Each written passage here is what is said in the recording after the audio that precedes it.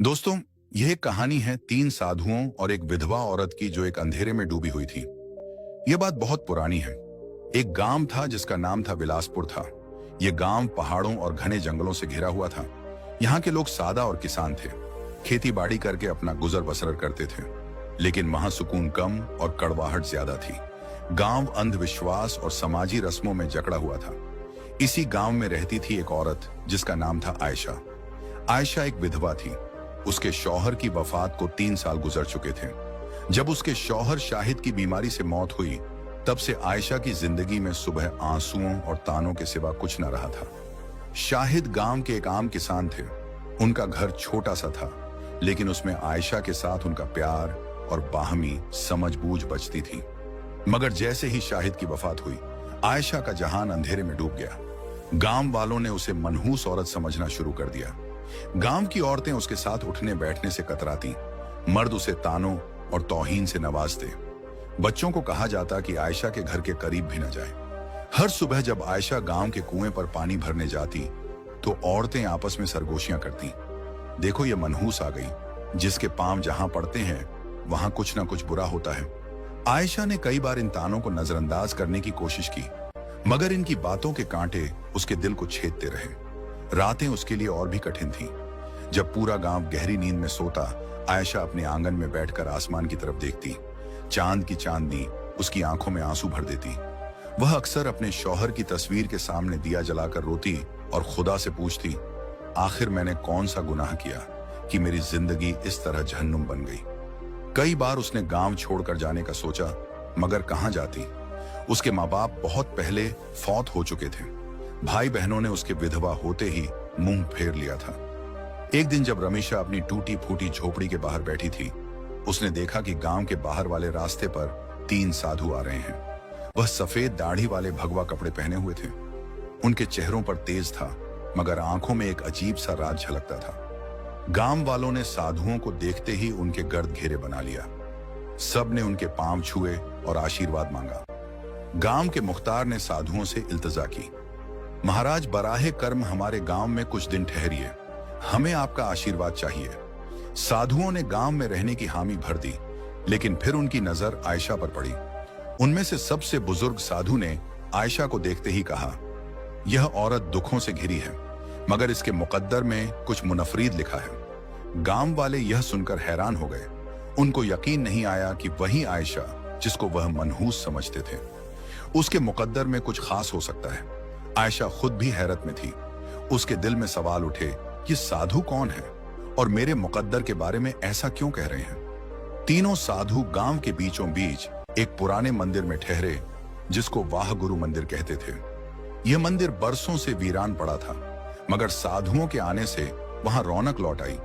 गांव वाले रोजाना वहां उन्हें देखने और उनकी आवाज सुनने जाते। आयशा भी मंदिर के बाहर खड़ी होकर साधुओं की बातें सुनती, लेकिन गांव वाले उसे अंदर जाने ना देते। एक दिन जब सब वाज सुन रहे थे, सबसे बुजुर्ग साधु ने कहा, हर शख्स की जिंदगी में दुख आते हैं, लेकिन वही शख्स अपना मुकद्दर बदल सकता है जो अपने अंदर छुपे राज को पहचान ले। आयशा को यह सुनकर अजीब सा लगा। वह सोचने लगी, क्या मैं अपने दुख दूर कर सकती हूँ? क्या मैं अपना मुकद्दर बदल सकती हूँ? साधु कौन थे खौफ पर? फतेह सुबह सवेरे आयशा जंगल के पास बरगद के दरख्त के नीचे पहुंच गई। तीनों साधु वहां खड़े थे। वो गहरे मुराकबे में डूबे हुए थे। उनके इर्द गिर्द एक अजीब सी खामोशी छाई थी। शमशा ने हाथ जोड़कर सलाम किया और कहा, मैं आ गई हूं महाराज। अब मुझे बताइए, मेरा इम्तिहान क्या है? विद्यानंद ने आंखें खोली और बोले, बेटी, ये दुनिया एक भरम है। जो इसे समझ लेता है वही अपना मुकद्दर बदल सकता है। लेकिन उससे पहले कि हम तुम्हें इल्म दें, तुम्हें अपना इम्तिहान देना होगा।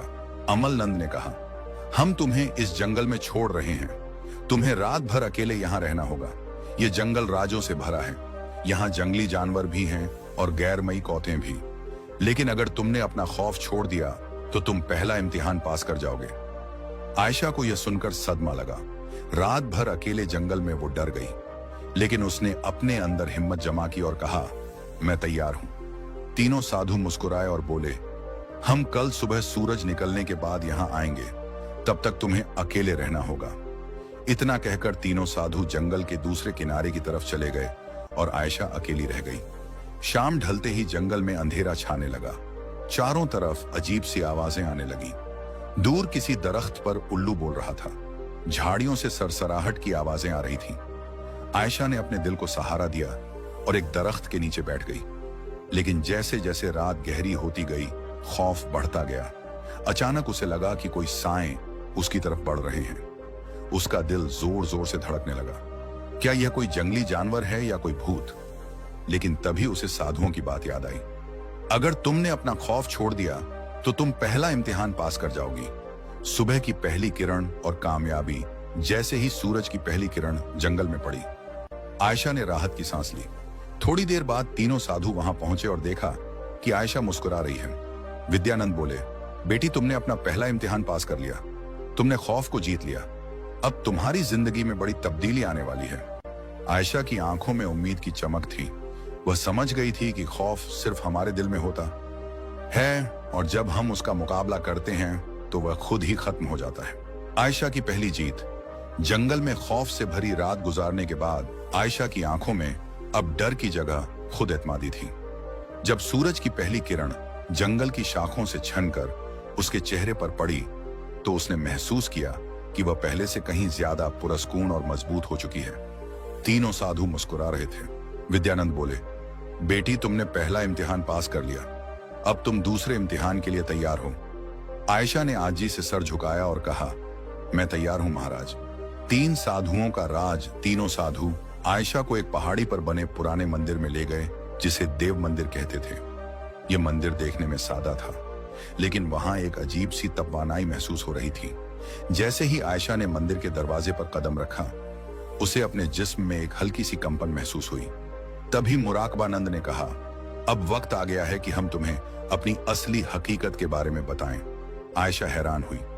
आपकी असली हकीकत? विद्यानंद ने अपनी आंखें बंद की और अचानक उनके जिस्म से एक तेज रोशनी निकलने लगी। इसी तरह अमल, नंद और मुराकबाब नंद भी रोशनी से जगमगाने लगे। कुछ ही लम्हों में उनके सामने आम इंसानों की बजाय तीन देवी सूरतें खड़ी थीं। वह देवता थे। आयशा हैरत से देखती रह गई। वह कुछ बोल ना सकी। अमल नंद बोले, हम आम साधु नहीं हैं बेटी। हम तीनों ब्रह्मा, विष्णु और महेश के अवतार हैं और इस जमीन पर खास मकासद के लिए आए हैं। मुराकबा नंद ने आगे कहा, हमें हुक्म मिला था कि हम किसी ऐसे शख्स का इम्तिहान लें जो सच्चे दिल से अपना मुकद्दर बदलना चाहता हो, और हमने तुम्हें चुना। आयशा की आंखों में आंसू आ गए। उसे अब समझ आ रहा था कि यह साधु कोई आम इंसान नहीं थे। दूसरा इम्तिहान, त्याग और सरेंडर। विद्यानंद ने कहा, तुमने खौफ पर फतह पा ली, लेकिन अब तुम्हें एक और इम्तिहान देना होगा। त्याग का इम्तिहान। आयशा ने पूछा, मुझे क्या तर्क करना होगा? अमलनंद बोले, तुम्हें अपनी सबसे प्यारी चीज तर्क करनी होगी, वो चीज जिससे तुम्हारा सबसे ज्यादा लगाव है। आयशा सोच में पड़ गई। उसके पास वैसे भी कुछ न था, लेकिन फिर उसे अपने शौहर की तस्वीर याद आई। शाहिद की वफात के बाद वही एक चीज थी जिससे वह खुद को जोड़े रखती थी। जब भी वह उदास होती, उस तस्वीर को देखती और अपने शौहर को याद करती। उसने आहिस्ता से पूछा, क्या मुझे अपने शौहर की तस्वीर छोड़नी होगी?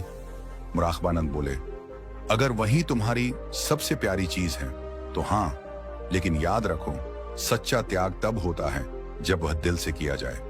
अगर तुम इस इम्तिहान के लिए तैयार नहीं हो तो हम तुम्हें मजबूर नहीं करेंगे। रमा शाह के दिल में कशमकश शुरू हो गई। क्या वो अपने शौहर की आखिरी निशानी छोड़ सकती है? उसने कुछ देर सोचा और फिर कहा, अगर मेरी जिंदगी बदलने के लिए यह जरूरी है तो मैं तैयार हूं। तीनों साधु मुस्कुरा उठे। विद्यानंद ने कहा, तो जाओ और अपनी सबसे प्यारी चीज गांव के तालाब में बहा दो। वहां एक पुरानी संदूक में वह तस्वीर रखी थी। उसने कांपते हाथों से उसे उठाया और तालाब की तरफ चल पड़ी। गांव के कुछ लोग उसे यह करते देख रहे थे। वह आपस में बातें कर रहे थे, अब यह पागल हो गई है, अपने शौहर की तस्वीर क्यों फेंक रही है? लेकिन आयशा ने उनकी बातों पर ध्यान ना दिया। उसने आहिस्ता से तस्वीर को पानी में बहा दिया। जैसे ही तस्वीर पानी में डूबी, उसे लगा कि उसके दिल का सारा बोझ भी पानी में समा गया। अब वह हल्की फुल्की महसूस कर रही थी। दूसरा इम्तिहान कामयाब। जैसे ही वह वापस जंगल में पहुंची, तीनों साधु वहां खड़े थे। विद्यानंद बोले, बेटी, तुमने त्याग का इम्तिहान भी पास कर लिया। अब तुम उस बंधन से आजाद हो चुकी हो जो तुम्हें मांझी से जुड़े रखता था। आयशा को अब वाकई लगने लगा कि उसकी जिंदगी बदल रही है। मुराकबानंद बोले, अब तुम्हारा आखिरी और सबसे मुश्किल इम्तिहान बाकी है। आयशा ने सर झुका लिया। मैं तैयार हूं महाराज। तीसरा और सबसे मुश्किल इम्तिहान। आयशा ने खौफ और त्याग के इम्तिहान पास कर लिए थे। अब वह पहले से कहीं ज्यादा मजबूत और खुद एतमाद महसूस कर रही थी, लेकिन उसे नहीं पता था कि उसका सबसे मुश्किल इम्तिहान अभी बाकी था। तीनों साधु देव मंदिर के अंदर खड़े थे। जब आयशा वहां पहुंची तो विद्यानंद ने संजीदा लहजे में कहा, बेटी, अब तुम्हारे आखिरी इम्तिहान का वक्त आ गया है। आयशा ने सर झुकाकर कहा, मैं तैयार हूं महाराज। मुराकबानंद बोले, यह इम्तिहान तुम्हारी रूह का इम्तिहान है। तुम्हें यह साबित करना होगा कि तुम सिर्फ अपने लिए नहीं बल्कि दूसरों के लिए भी जी सकती हो। आयशा ने हैरत से पूछा, मुझे क्या करना होगा? अमलनंद ने कहा, गांव में एक बुजुर्ग औरत रहती है जिसका कोई सहारा नहीं। वह भूखी और बीमार है। तुम्हें अपना सारा खाना और अपनी झोपड़ी उसे देनी होगी और फिर तुम्हें जंगल में जाकर 7 दिन तक बिना खाए पिए मुराकबा करना होगा। यह सुनकर आयशा रह गई। अपना घर और खाना छोड़ दो और फिर 7 दिन बिना कुछ खाए पिए मुराकबा करो। यह इम्तिहान उसके पिछले तमाम इम्तिहानों से कहीं ज्यादा मुश्किल था। दिल की कशमकश शर्मशाह के सामने उसकी झोपड़ी का मंजर आ गया। यह घर उसका आखिरी सहारा था। अगर उसने इसे छोड़ दिया तो वह कहां जाएगी? लेकिन फिर उसे साधुओं की बातें याद आई। अगर तुमने यह इम्तिहान पास कर लिया तो तुम्हारी जिंदगी मुकम्मल तौर पर बदल जाएगी। आयशा ने अपने अंदर झांका और फैसला किया, ठीक है महाराज, मैं यह करने के लिए तैयार हूं। सब कुछ छोड़ना आयशा गांव लौटी और अपनी झोपड़ी उस बुजुर्ग औरत को दे दी। उसने अपना पचा खुचा खाना भी उसे सौंप दिया। गांव वाले यह देखकर हैरान थे। यह क्या कर रही है? अपना सब कुछ क्यों छोड़ रही है?